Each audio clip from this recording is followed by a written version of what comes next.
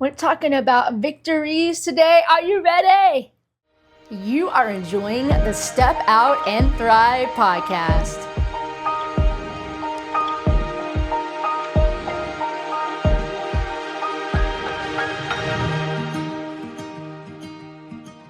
Welcome back to the Step Out and Thrive podcast. I'm so glad you're here. My name is Bethany B. Joy, and I'm a mental health coach. I get to work with amazing groups, especially of women, but I've worked with men as well. People who pour out on a daily basis. A lot of these people are pastoral care leaders or counselors or coaches or business owners. And although they are known to a lot of people don't know who they are underneath their coach's hat or counselor's hat or pastoral care leader's hat or the role that they hold. And Step Out and Thrive, it's a place where anybody can come who constantly pours out and learn how to receive, learn how to be, but also get the support and encouragement we need to do the thing that God has called us to do. It's a hard balance, isn't it?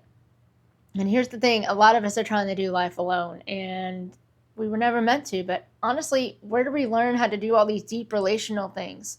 It's by practice and in safe communities like we offer here at Step Out and Thrive. So, without further ado, this is a really cool series, and if you want to, you can go back and watch the beginning of it, but we are towards the end. We only have 2 more sessions left of this. We're going through my book, which is called Step Out and Thrive, Finding God in the Everyday When Nothing Makes Sense, now available on Amazon in paperback and Kindle. Sorry, a little commercial, but a bunch of you guys have been asking, where can I get this? Currently, as the time I'm taping this, it can only be purchased on Amazon for physical copy or the Kindle. But if you're here in the Brevard County, Florida area, or if I'm coming to see you at an event, if I'm speaking at an event near you, I normally come with my books, and so you can get a signed copy that way. And that's pretty much the only other choices you got. I'm so sorry. My launch team is already done and completed and over with, so you need to ask me to come speak to an event. I would love to come over there and hang out, get to know you better, do some amazing training and amazing resources, and then you can get a signed copy of my book. So I'd love to have you do that. Today we are through almost, we got 2 more left. We've done THRI, and today we're going to cover the V. And again, this is the picture of my book, so you guys know what you're looking for when you're trying to look it up on Amazon. And the first letter was T. We're talking about going through. You have to be willing to go through the storm. You can't avoid it. You can't stuff it. You can't numb it. You actually have to be ready to go through the storm. H, him. You don't have to go through the storm alone. You have God with you. But a lot of times we know God, but we don't have our relationship really with him. And we haven't expanded our mind to get to know how big and huge and amazing he is. R, which is the hardest letter, I think, out of all of them, is receive. We talked about how, honestly, thriving isn't about doing more. It's actually about doing less and receiving more, because we can only give what we ourselves have received. Then we have I, which is impossible, we talked about last week, and just about how we just limit ourselves and limit God, and we put everything into a tight little box. And so we kind of give up on the impossible, right? We've kind of given up on the idea of it even happening. V is today, and it stands for, yes, you're right, victories.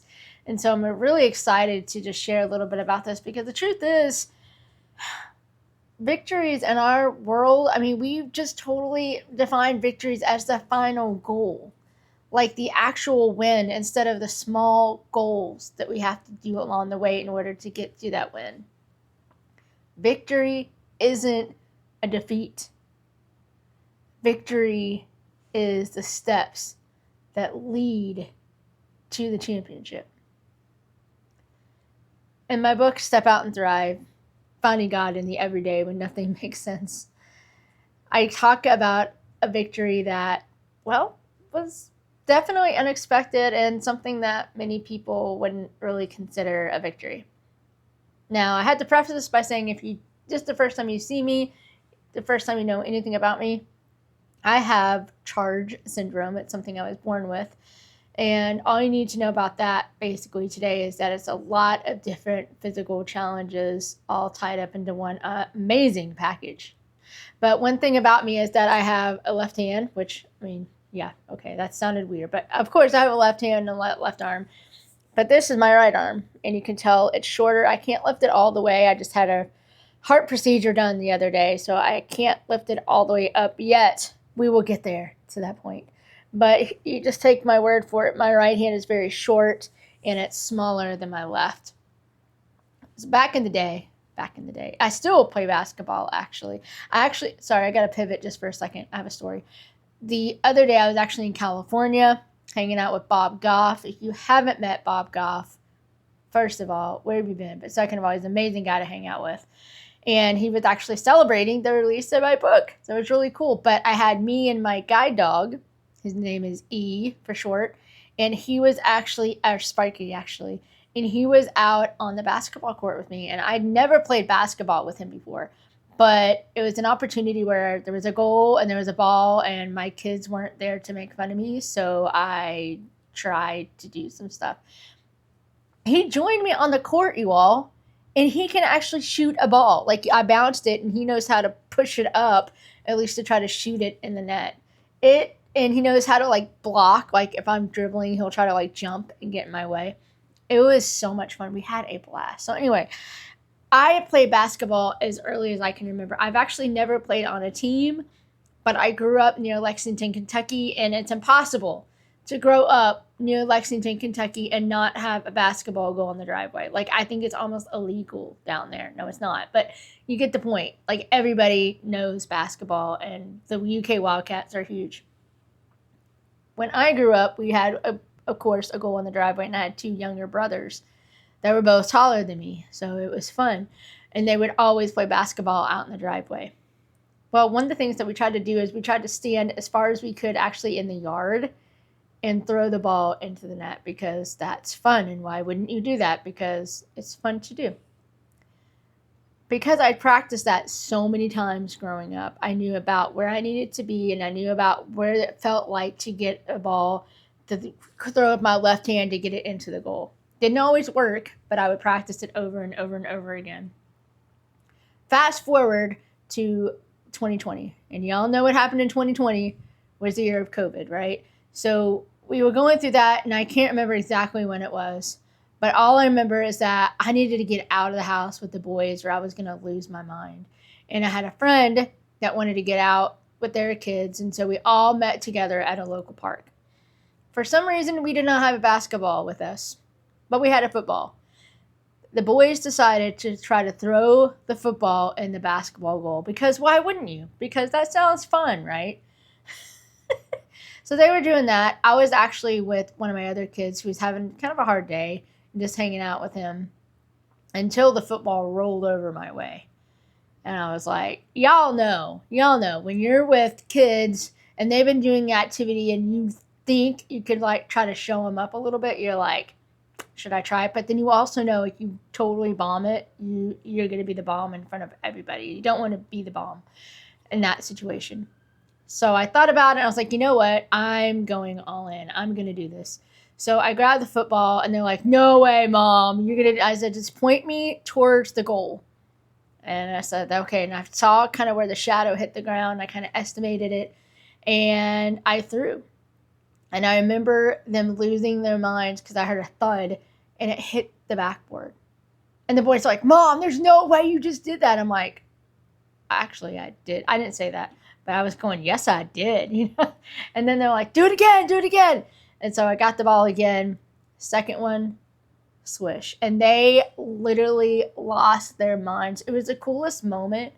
And I felt like the coolest mom, like, ever. And I just totally enjoyed that. But we talked about that later. I was like, Mom, how did you do that? How did you do that? And I talked to them about, it was all that practicing. It was all those moments growing up, learning what that felt like, learning what it felt like to put my arm all the way back, learning what the arch felt like, learning what it looked like to actually throw the ball at a certain angle and certain speed and all that kind of stuff, because I practiced it so many times. Now my question to you, Where was the victory? A lot of people would say it was that day, right, that I was with my kids. And that definitely was a 100,000% victory. But before that victory had to happen, so many others had to happen. I remember tossing a basketball in the net so many times and playing horse and cat. And I don't even know. I think we even played hippopotamus one time. But it was all those practicing, all those times, even in gyms, I practiced. Those victories mattered. The small victories mattered. And that's what we talk about in the Step Out and Thrive. That's why V is so important, because if we miss those little victories along the way, we just skip past. And that kind of goes with the E, which I'm going to let you guys know what it stands for next time. But the point is in all this is that we need to see even the small little victories. We need to learn how to celebrate one another, but also what God's doing in and through us. That takes receiving. That also takes looking at other people and looking at God instead of always just seeing the storm. You can see where a lot of this goes together, and you can see where a lot of the letters build on one another. So my question for you this week is, are there victories going on all around you that maybe you haven't noticed until we had this discussion? I know I have a couple that I'm just now thinking of.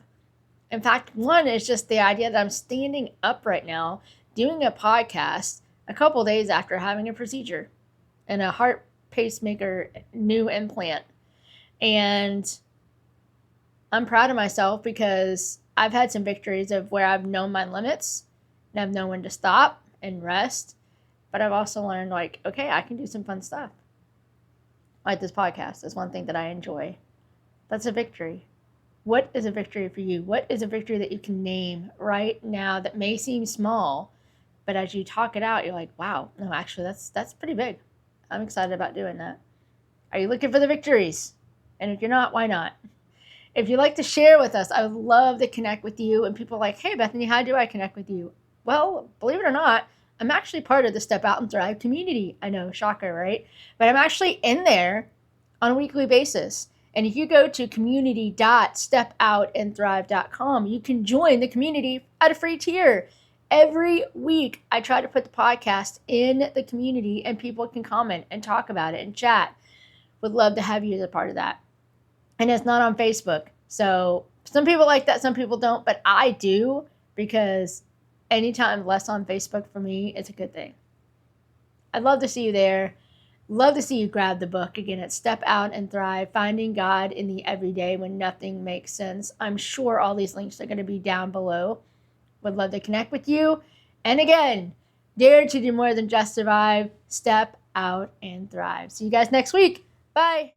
Thanks for enjoying today's Step Out and Thrive podcast, the one place that you can always count to dare to do more than just survive, to step out and thrive.